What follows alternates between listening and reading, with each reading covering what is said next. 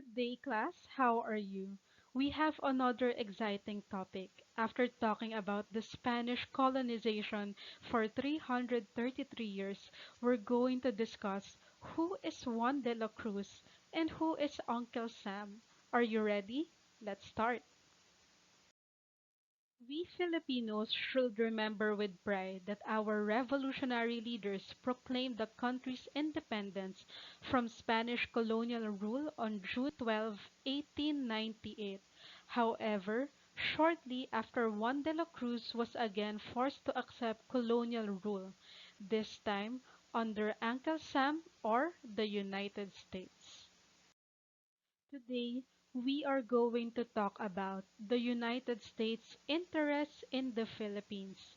Any idea why did they decide to come here? Three questions that we should ponder upon. What were the real intentions of the United States in coming to the Philippines? Can you describe the historical events leading to the American occupation of the Philippines? And what are the influences of the United States on the social, economic, and political life of the Filipinos?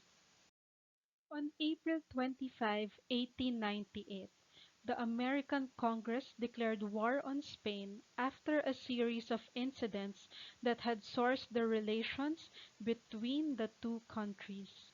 Thus, while Aguinaldo was in exile in Hong Kong, several American leaders, including Commodore George Dewey, urged Aguinaldo to return to the Philippines.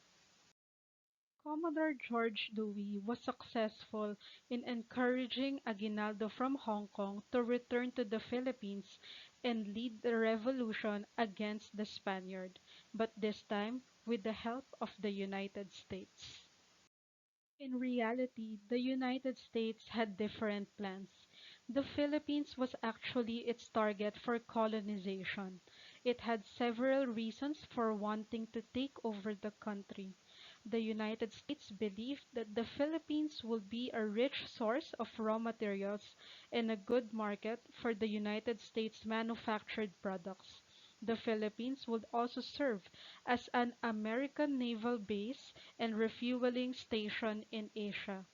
Taking hold of the Philippines would indeed be very helpful toward making America become a world power. Commodore Dewey received his orders in Hong Kong to move his fleet to the Philippines. When Aguinaldo, who was in exile in Hong Kong, learned of Dewey's position, he met with Dewey and agreed to the United States proposal. Due to the victories the revolutionaries had gained, Aguinaldo thought that the time had come for him to establish a republic. Just after his return to the Philippines, he had already drafted a constitution that he believed would be best for the country.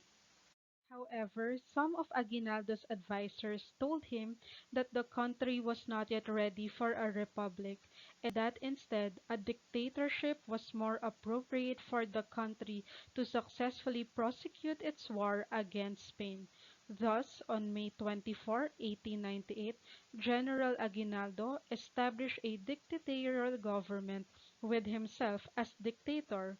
He proclaimed that this government will be only temporary until a republic could be established. On June 12, 1898, General Emilio Aguinaldo proclaimed the Philippine independence at Kawit, Cavite. The day was declared a national holiday. The ceremony was attended by government and civilian officers and thousands of people, mostly from the provinces. The solemn ceremony was held at the balcony of the residence of General Aguinaldo. The most dramatic feature of the occasion was the formal unfurling of the Filipino flag, accompanied by the Philippine national anthem performed by the San Francisco de Malabon band to the cheers of the big crowd. The Philippine flag had been made in Hong Kong by Marcela M. Agoncillo, the wife of lawyer diplomat Felipe Agoncillo, with the help of her daughter Lorenza and Josefina Herboso de Natividad, a niece of Dr. Jose Rizal. Aguinaldo brought the flag back with him to the Philippines. It was hoisted for the first time at Kawit, Cavite on June 12, 1898.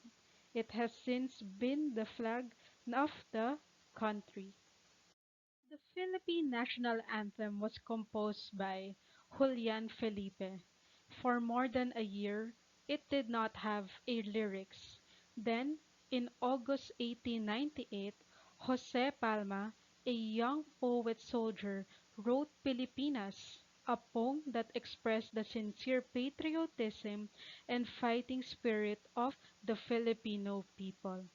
After the proclamation of Philippine independence, Apolinario Mabini, the Katipunero considered the brains of the Philippine Revolution, was appointed advisor to Emilio Aguinaldo. Upon Mabini's advice, General Aguinaldo changed the dictatorial government to a revolutionary government on June 23, 1898. He also gave up his title of dictator for president of the revolutionary government. We also have the Spanish-American War. Meanwhile, as Aguinaldo was laying down the foundations of an independent government, the United States was reinforcing Commodore Dewey's forces to totally cut off Manila from the sea. General Merritt's forces were deployed on land, with the Filipino troops surrounding Manila. At the same time, Dewey and Merritt sent surrender papers to Spanish Governor General Fermin Jaudanes, and there was then a mock battle of Manila and a Treaty of Paris. The first part of the Spanish-American War is mock battle of Manila. Governor General Jaudenes agreed to surrender the city, but to save the honor of Spain, he insisted that a mock battle be held between the Spanish and the forces of America and Filipino combined. After the battle, a white flag was seen flying over the Intramuros in Manila. The Spaniards have finally surrendered. The American troops triumphantly opened and entered the city gate. Then they closed the gates, leaving the indignant Filipino soldiers outside them. The Filipino generals and their men resented their exclusion from the joyous celebration of the capture of Manila. Today, we learned about the takeover of the United States to the Philippines. Did you learn something today? I hope you do.